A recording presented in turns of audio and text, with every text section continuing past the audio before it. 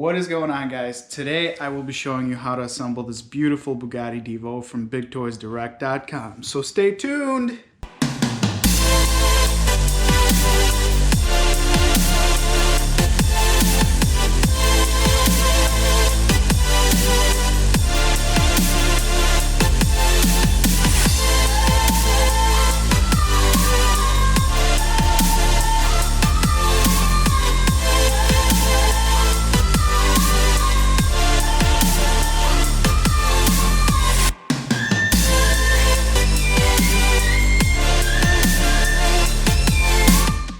Alright guys, so we're going to get started. The first thing I'm going to do is I'm going to unbox absolutely everything, take everything out of the packaging, and get this thing up on a stand, and we're going to put it together. Alright, now that I got everything laid out and out of the box, I got all my parts laid out so I can see what's what.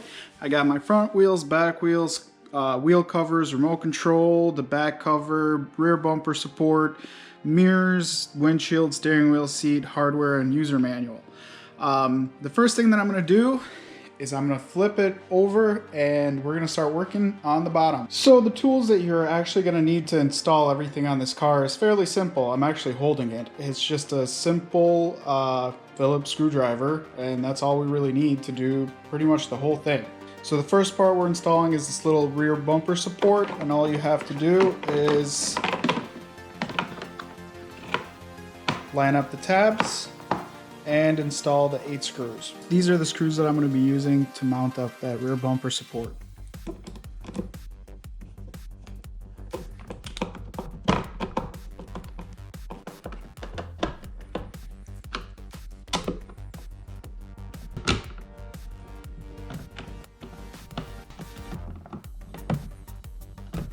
Once we got our bracket installed, the next thing we're going to do is we're going to install the rear wheels. So I'm going to show you guys the difference between the front wheels and the rear wheels. So the rear wheels actually have a larger insert. The front wheels are shorter. So make sure you grab these with a larger insert, and we're going to be installing that into the motor.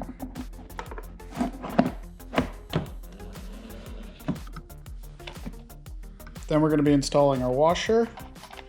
And then finally our little cotter pin. And then we're going to bend the cotter pin so the wheel doesn't come off. You could also use pliers for that to make it a little easier. And we're going to do the same thing on the other side. Install the wheel. Install the washer. And install the cotter pin. And we're going to bend it so the wheel doesn't come off. Now we're going to install the wheel covers. They're the same on all 4 wheels. All we're going to do is we're going to line up the tabs and just clip it in.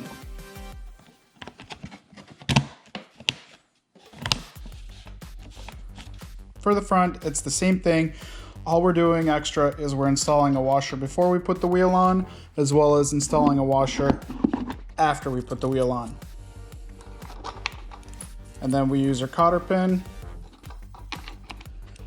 bend that in place, and that's all that is to it.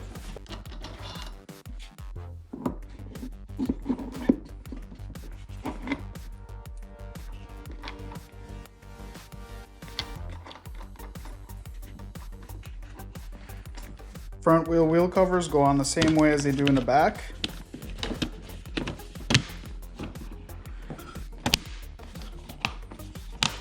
And the last thing we're going to do before we flip it back over is we're going to remove this shipping tape that kept the motors in place.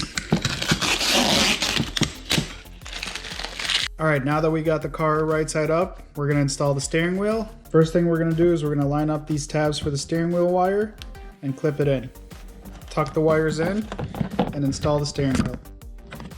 Making sure that the little holes line up on the steering shaft and the steering wheel, we're going to install the retaining bolt with the little nylon locking nut.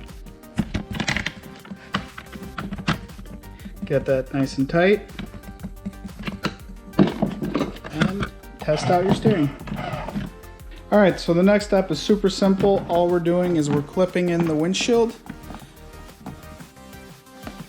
Line up the tabs and just press it in. So the mirrors are also very simple and they just clip in. And make sure you remove the protective film. So before we install the seat, we need to hook up the electronics, and it's made super simple for you. All you do is you find the red plug and you plug it in. That's it. Next step is installing this leather trimmed seat, and all we're doing is lining up these little tabs to the holes right here on the chassis and pushing the seat down and installing a screw right there.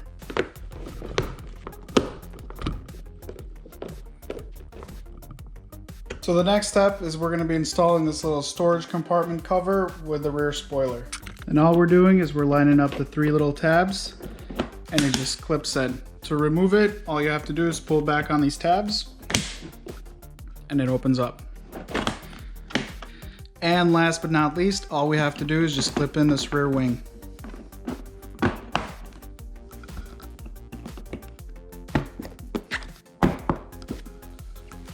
Alright, so what we have to do for the remote control, we have to install the batteries in it, which are 2 AAA batteries, and the cover just slides on. Now if your car is on and so is your remote control, and you're not getting any response from it, what you have to do is you just have to link the controller to the car, and all you have to do is just press and hold this button.